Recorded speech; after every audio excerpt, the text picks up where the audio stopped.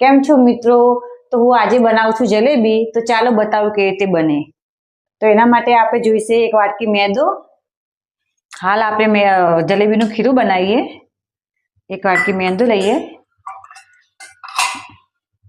એમાં 2 ચમચી દહીં નાખીએ. 2 ચમચી દહીં, હા, એ મિક્સ કરી દઈએ.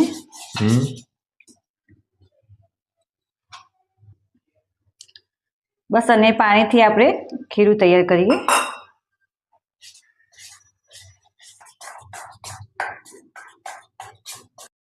તો તૈયાર છે આપણે જલેબી માટેનું બેટર. તમે દેખી શકો આ રીતનું બનાવવાનું.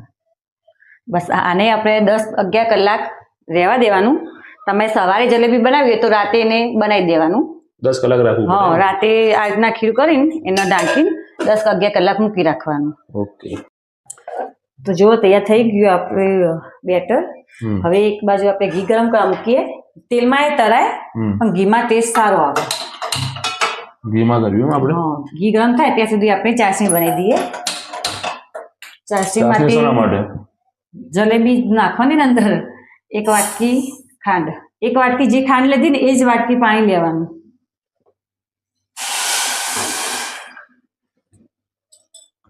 બસ આને ચાસણી થવા દઈએ. આપણી ચાસણી તૈયાર થવા આવીએ. જો એમાં થોડો કેસરના તાર નાખીએ ફ્લેવર માટે. કેસરના તાર? હા, લાઈટ તાર થવું જુઓ. એકદમ બહુ ચાસણી નહીં કરી દેવાની. આવું લાઈટ તાર થવું જુઓ. બરાબર. બસ હવે તો આપણા ઘરે આવી કોઈ બોટલ પડી હોય તો એને હોલ પાડી દેવાનું અને એમાં આપણે બેટર ભરી દઈએ. તમારા ઘરે સોસની બોટલ હોય તો પણ ચાલે. ચલો, એને આપણે ગોળ ગોળ જલેબી પાડી દઈએ.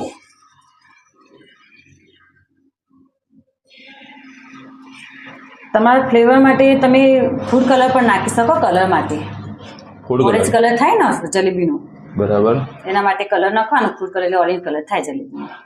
બસ આ રીતે તમારે પાડી દેવાનું. તો ઓરેન્જ કલર ફૂડ કલરથી થાય? હા, ફૂડ કલર નાખો તો ઓરેન્જ કલર થાય. 1 મિનિટ સુધી થવા દેવાની. એને પછી 1 મિનિટ થાય એટલે ફેવડી દેવાની ઉલટી.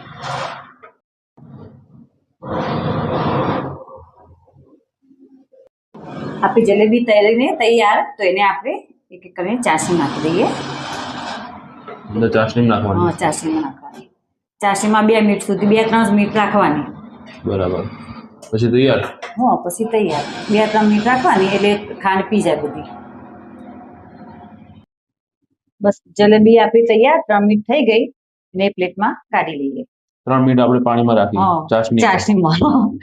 બરાબર.